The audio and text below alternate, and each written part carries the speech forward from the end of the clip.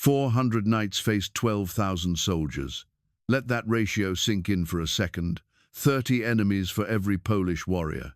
And leading them, a prince who'd never commanded a major battle in his life. Władysław the Short stood barely over 5 feet tall, a man so physically unimpressive that rivals openly mocked his stature. By the day's end, 3,000 Teutonic soldiers would lie dead in the mud of Płowce, and the Polish prince would earn a victory so devastating it would echo through 6 centuries of military history. Here's what I'm going to reveal. First, how a numerically inferior force turned the era's most feared military machine into a panicking mob. Second, the brutal tactical innovation that made 30-to-1 odds irrelevant.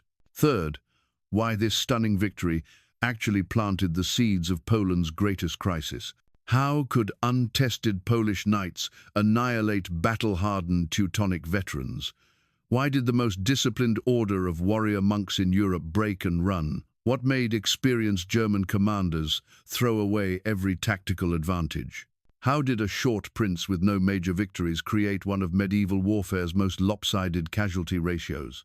This is the story of Władysław Łokietek, and how 400 Polish knights shattered an army 30 times their size. To understand how this impossible triumph unfolded on the 27th of September 1331, we need to step back to the summer of that year, when Poland stood on the brink of extinction.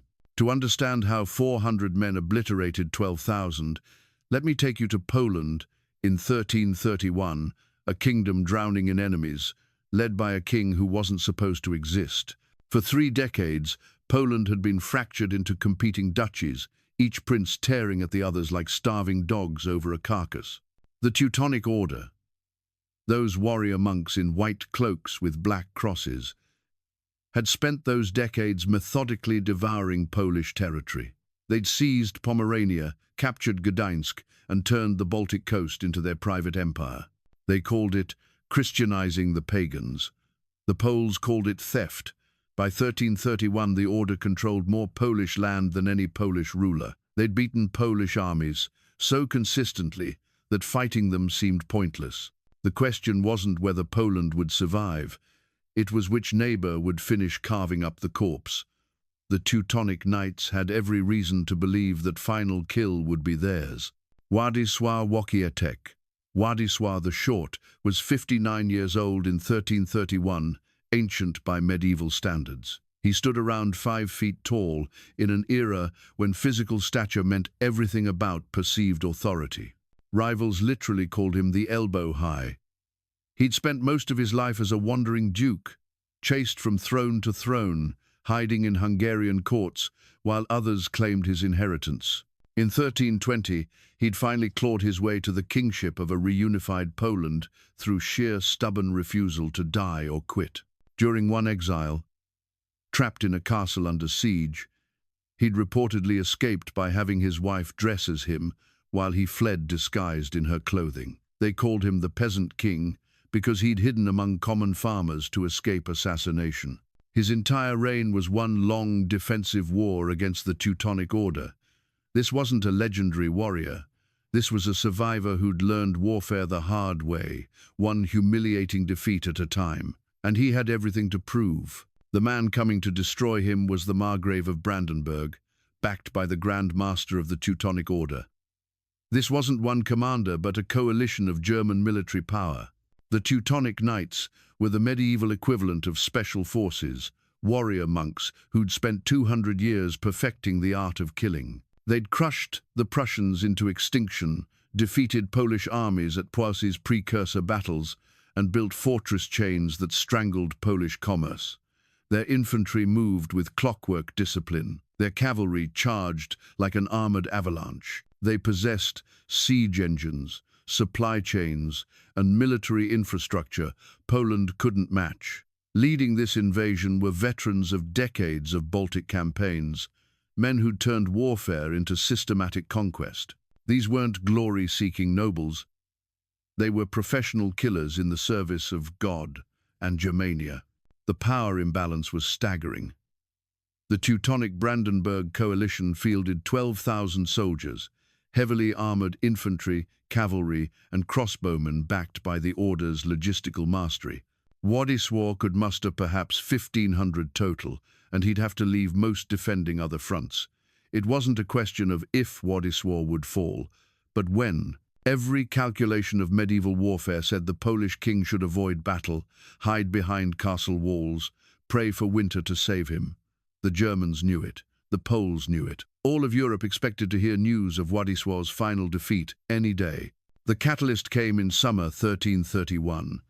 The Teutonic Order, emboldened by years of victories, launched what they intended as the final campaign.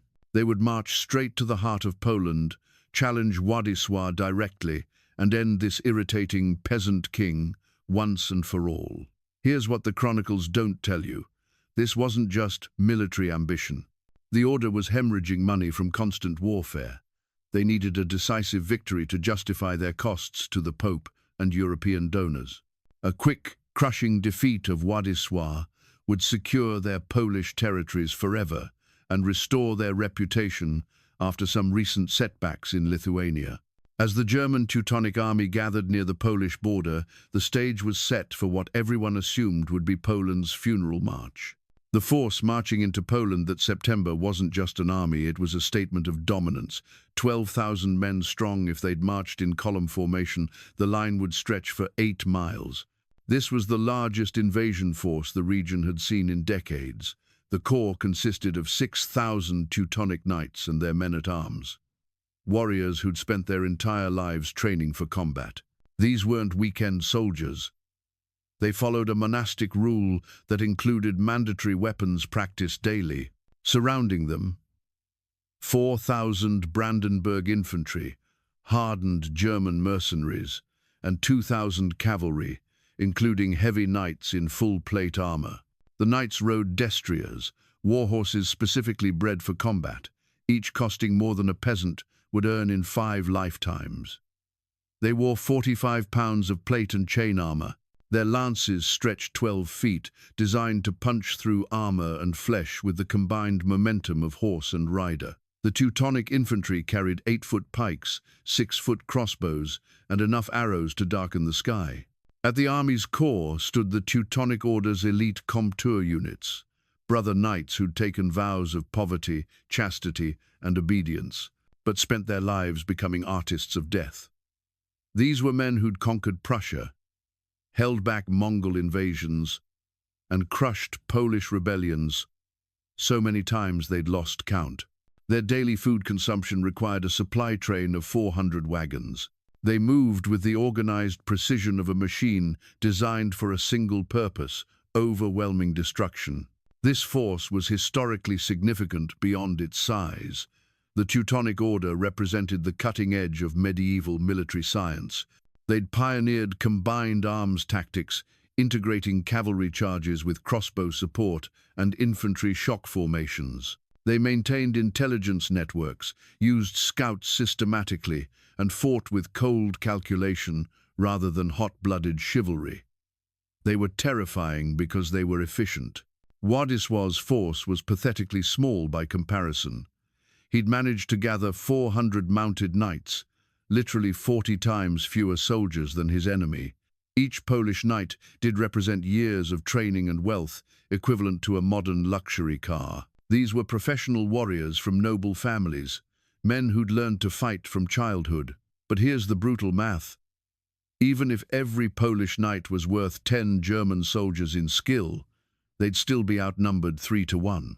Władysław himself was growing frailer by the day. Attendants noted he needed help mounting his horse, his joints stiff with age.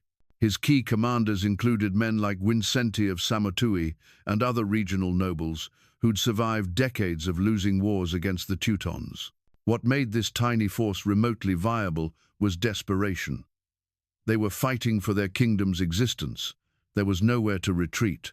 Internal challenges plagued them. Supplies were scarce.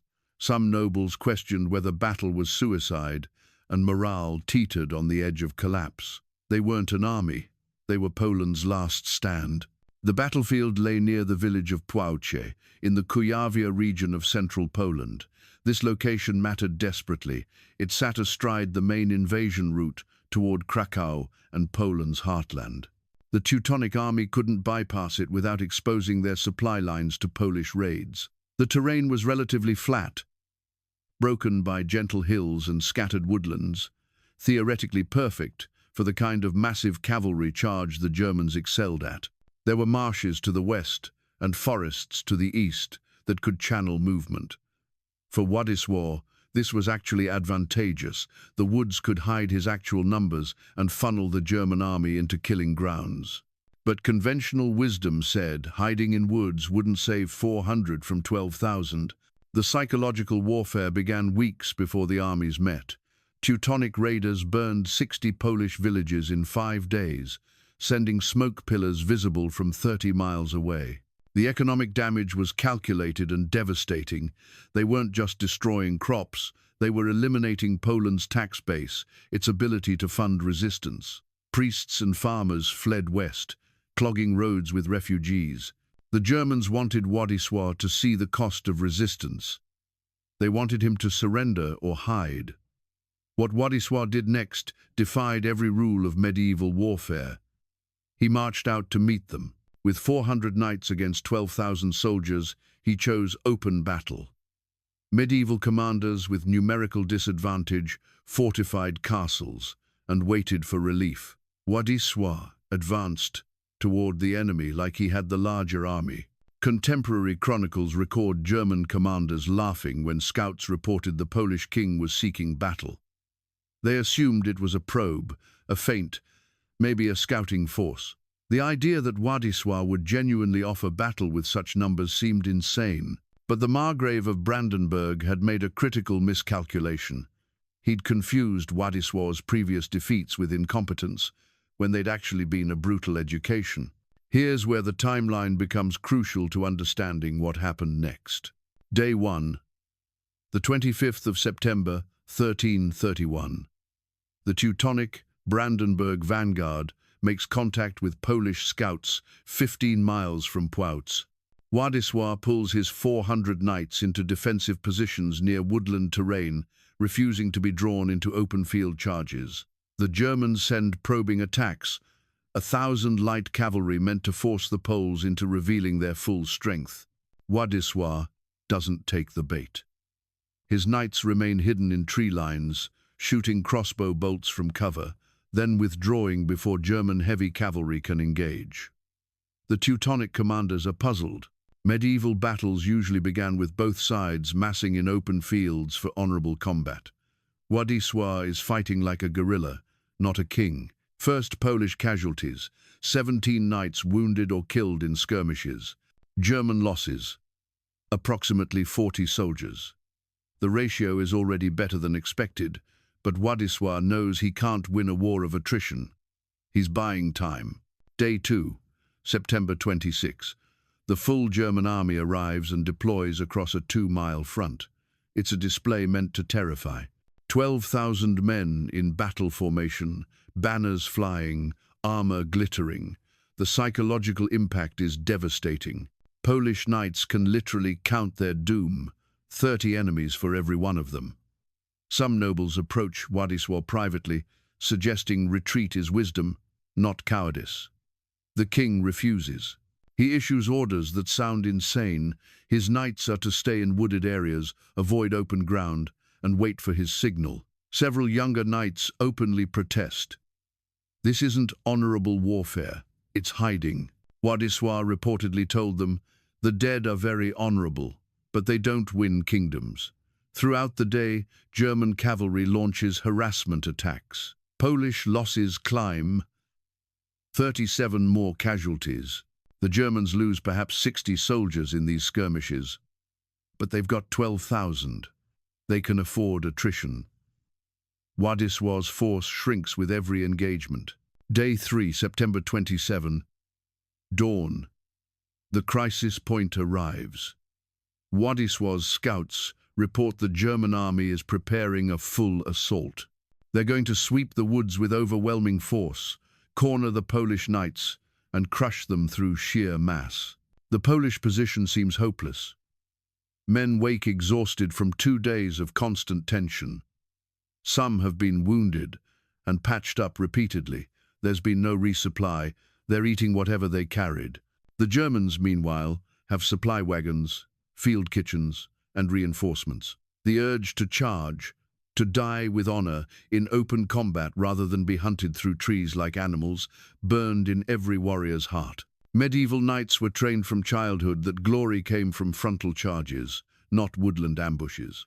Throughout the morning of September 27, the harassment intensified. Teutonic crossbowmen took positions on hills and peppered the Polish lines with bolts. One struck a knight named Piotr of Oporo through the shoulder. He kept fighting with the bolt still embedded, unable to remove armor to pull it out. Arrows came in waves every few minutes. Not enough to force a battle, but enough to fray nerves and cause casualties. The psychological toll was immense. Every man knew that when the Germans finally charged in force, they'd be annihilated. Polish casualties from the morning alone, another 23 knights dead or too wounded to fight. Władysław's effective force was down to perhaps 320 capable fighters. Then Władysław gave an order that seemed to guarantee disaster. He commanded his remaining knights to mount up, form a tight wedge formation, and prepare to charge. His commanders thought the old king had finally snapped under pressure. Charging 12,000 soldiers with 300 was suicide dressed as bravery. But Władysław wasn't ordering a charge yet. He was positioning his force at the edge of the forest, visible to German scouts. He wanted the enemy to see the Polish knights forming up. What happened next defied everything medieval Europe knew about warfare psychology. The tactical innovation Władysław had spent his entire exile learning was this: terrain nullifies numbers if you control when and where contact happens. For 2 days, he'd forced the massive German army to operate in wooded, broken ground where their numerical superiority was useless. He'd trained his knights, through those 2 days of exhausting skirmishing, to fight in tight formation rather than spreading out for individual glory charges. Medieval cavalry usually fought as individual champions. Władysław's 320 would move as a single weapon.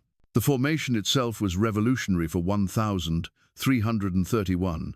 He arranged his knights into a wedge formation about 40 men wide at the base, tapering to a spear point. This wasn't the standard 3-line deployment.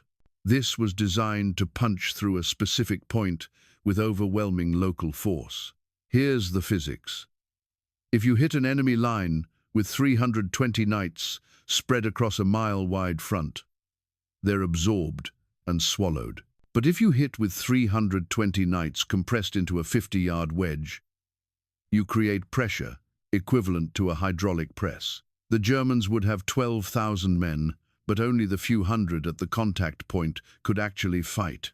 For crucial minutes, Władysław would achieve local numerical superiority despite being outnumbered overall. Modern historians still study this as an early example of force concentration doctrine, the principle that military power comes from mass at the decisive point, not overall numbers. Władysław couldn't match German numbers across the whole battlefield, so he wouldn't fight across the whole battlefield.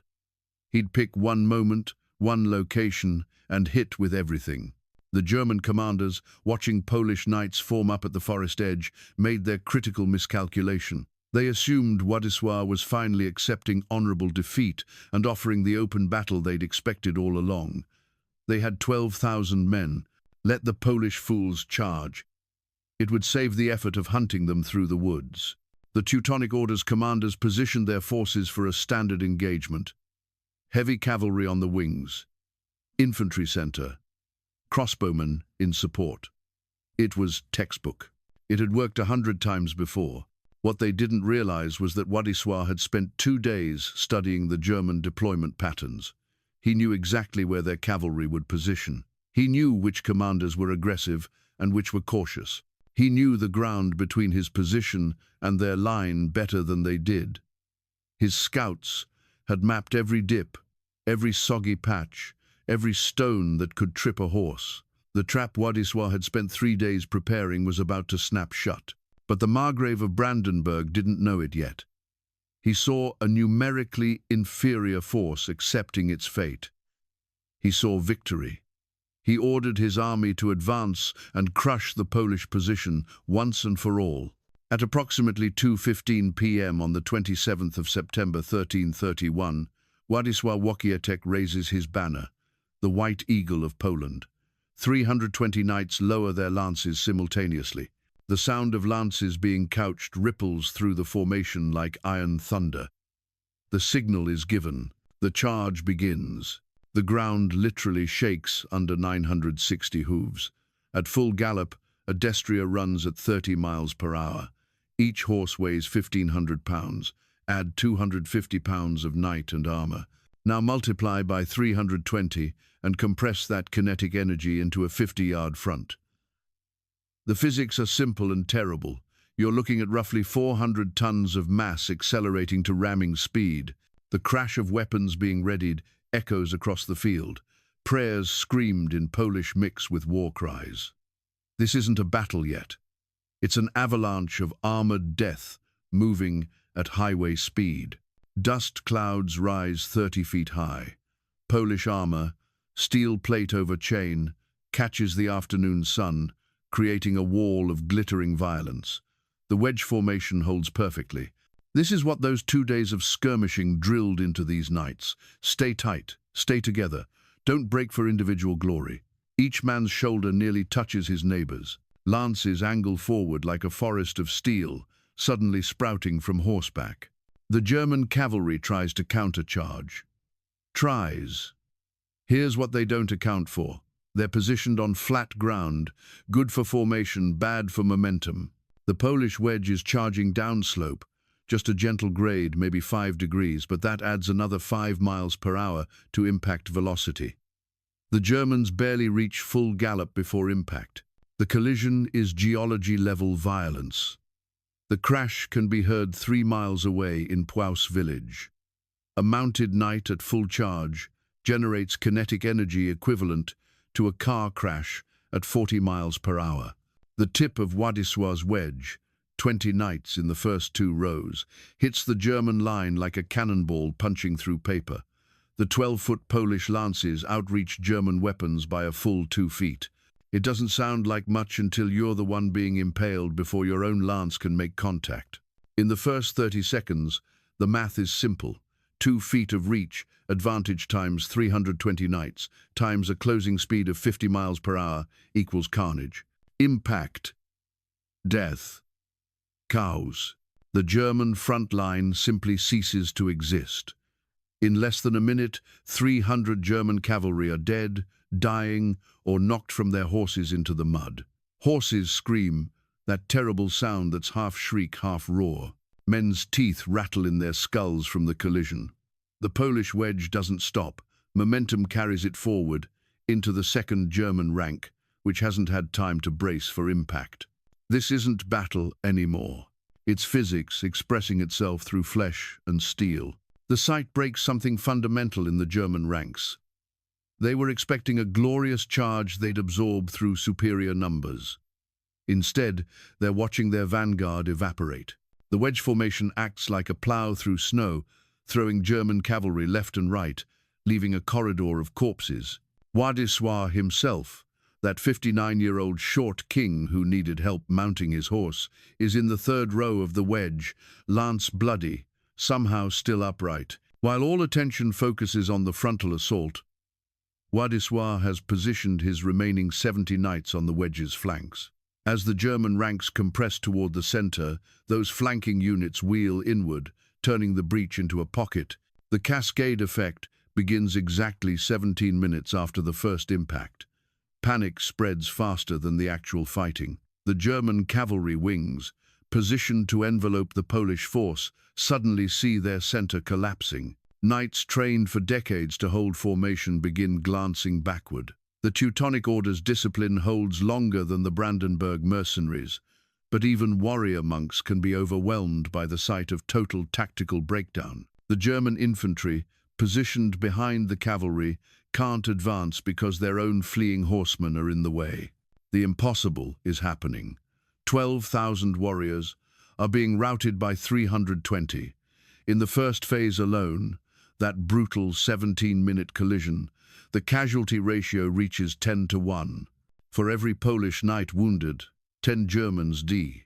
The numbers contradict every principle of medieval warfare. The military manuals of the era said this outcome was mathematically impossible. What every textbook said couldn't happen is unfolding before 12,000 eyes. The Teutonic Order's elite Comptour units, those brother knights who'd never known defeat, see their reputation die in real time. The killing extends for miles. German corpses carpet the earth so thickly that Polish horses stumble over bodies with every stride. Men trying to flee find themselves trapped against their own rear ranks, which are still pushing forward, unaware of the disaster. The forest ravines that Władysław positioned near become death traps. German cavalry fleeing the initial wedge charge ride straight into narrow defiles where they can't maneuver. They fall in layers, the dead cushioning the dying, until some gullies are literally filled with armored bodies. In 43 minutes from the initial charge, the casualty count reaches 2,000 German dead. Individual Polish knights achieve legendary status in these minutes. Brother Wincenty of Samotui holds a narrow gap alone for 7 critical minutes, killing 9 attackers before his horse collapses from exhaustion. He continues fighting on foot until Polish reinforcements reach him. Władysław himself, despite being old enough to be a grandfather and physically diminishing, personally cuts down 7 enemy soldiers. Contemporary chronicles note he fought like a man possessed by desperate fury. A knight named Dobek of Olesznica has his lance shatter on impact, draws his sword, and fights with the broken lance shaft in one hand and blade in the other, screaming obscenities at Germans who won't stand and fight. From the German perspective, the horror is complete. The Margrave of Brandenburg watches his vanguard evaporate, then his center collapse, then his flanks panic. Elite Teutonic units that haven't lost a battle in 20 years break formation and flee. The Order's famous white cloaks with black crosses become targets for Polish vengeance. Years of lost wars, burned villages, and humiliation fuel a savage bloodlust. The Teutonic banner falls when its bearer takes a lance through the chest and drops into the mud. German commanders try rallying their forces, but medieval armies without modern communication couldn't stop routes once they began. A Teutonic chronicler later wrote, his shame evident even centuries later, "The Poles fought like demons birthed from hell itself. Our courage, our training, our faith, none availed against their fury." The pursuit and massacre continued until sunset. The Germans couldn't rally because they couldn't find safe ground. Every time a commander tried gathering survivors, Polish cavalry appeared and scattered them again.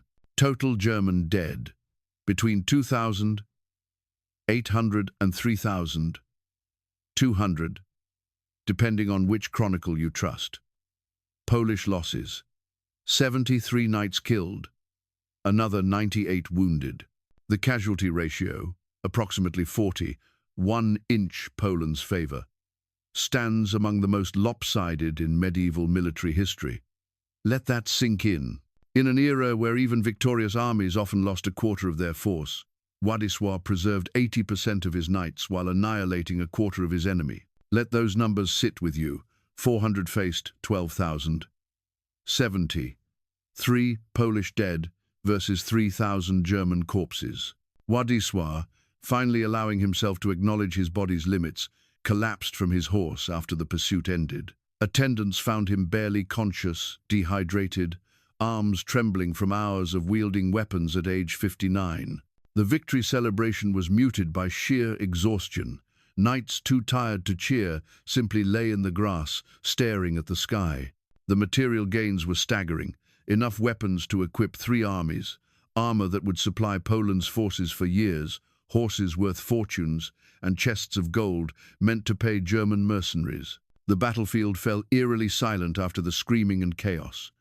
Work crews began the grim task of counting bodies as the sun set, turning the blood-soaked grass golden. The shockwaves from Płowce rippled across medieval Europe for decades. Within weeks, the Teutonic Order's reputation as invincible crusaders lay shattered. They'd lost a quarter of their invasion force, along with countless high-ranking commanders and their aura of terrifying competence. Poland suddenly had breathing room. The immediate existential threat dissolved. Other regional powers noticed. If the peasant king could humiliate the Teutonic Order with 400 knights, maybe Poland wasn't the dying kingdom everyone assumed. Diplomatically, Władysław leveraged the victory to secure alliances with Hungary and Bohemia. The economic impact was equally dramatic. The captured German war chest sustained Polish military operations for 2 years. Psychologically, the effect on both nations was profound. The Teutons never again attempted a direct assault on Poland's heartland during Władysław's reign, while Polish morale surged after decades of defeats. Władysław the Short ruled another 2 years after Płowce, dying in 1333 at age 61. His death wasn't glorious, likely a combination of old age and the accumulated injuries from a lifetime of warfare. The man who'd spent 30 years as a wandering exile became the king who reunified Poland and saved it from extinction. But here's the bitter irony. When Władysław finally died peacefully in his bed, the Teutonic Order reportedly celebrated. Grand Master Luther of Brunswick supposedly said, "We could never defeat Łokietek in battle after Płowce, so we waited for time to do what our swords could not." Medieval chroniclers note that even his enemies respected the stubborn little king who'd refused to quit. His legacy lived in both Polish and German accounts. Poles remember him as the savior who defied impossible odds. Germans remember him as the frustrating opponent who taught them that numbers don't guarantee victory. But here's what makes history cruel.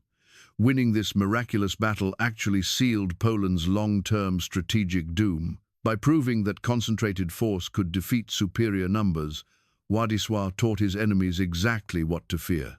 The Teutonic Order studied Płowce obsessively. They learned to avoid decisive battles against concentrated Polish forces. They shifted to economic warfare, fortification building, and slow territorial strangulation. Over the next century, they applied the lessons of Płowce against Poland, using terrain, avoiding open battle, and grinding down Polish resources through attrition. The seeds of Poland's later partitions were planted in the moment of its greatest triumph. By the 1400s, the Teutonic Order's sophisticated strategic approach, learned partially from their catastrophic defeat at Płowce, created the pressures that would eventually contribute to Poland's vulnerability to surrounding empires. Modern military historians recognize the Battle of Płowce as a watershed moment in understanding force concentration. Academies from West Point to Sandhurst study this as a definitive example of defeating numerical superiority through tactical geometry and terrain mastery. The principle Władysław demonstrated, that local superiority at the decisive point matters more than overall numbers, appears again and again throughout military history. From Napoleon's central position strategy to modern combined arms doctrine, the lesson remains: hit the enemy where and when they're weakest with everything you have. Płowce proved that medieval warfare was more complex than mass versus mass. Intelligence, terrain selection, troop discipline, and timing could overcome staggering numerical disadvantages.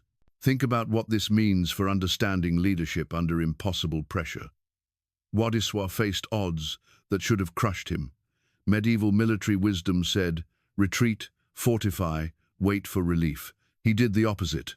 Sometimes the boldest decision, the one that looks like suicide to contemporary observers, is actually the only rational choice. When trapped between certain slow death and probable quick death, charging straight into the enemy might be strategy, not madness. 400 men had indeed crushed 12,000 soldiers on a September afternoon in 1331. In 43 minutes of brutal combat, Władysław the Short reminded medieval Europe why Polish cavalry would be feared for the next 4 centuries. The age of Teutonic invincibility ended that day in the mud of Płowce. In its place rose a truth that every military planner since has learned: the size of the army matters less than the brilliance of the commander and the courage of his soldiers at the decisive moment.